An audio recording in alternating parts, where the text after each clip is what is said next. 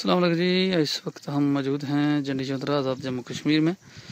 ये जो पानी का तालाब आप देख रहे हैं, किसी ज़माने में जो है ये तालाब पानी पीने के लिए जो है इस्तेमाल किया जाता था, क्योंकि अभी तो सहूलियात आम हो गई हैं, जिसकी वजह से जो है लोग के घर में पानी की सहूलत मौजूद है।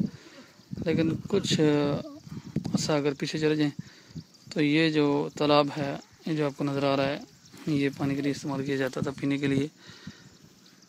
हर तरफ हरियाली हरियाली है। सावन का महीना है और देख सकते हैं खूबसूरत वादी। जंडी चौधरा के बिल्कुल आगे हम मौजूद हैं।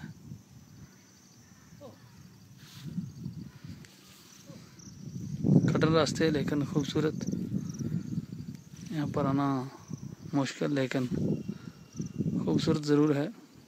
खूबसूरत पहाड़ हैं और इन पहाड़ों के दरमियान ये जो है आप कह लें कि पानी का डैम है।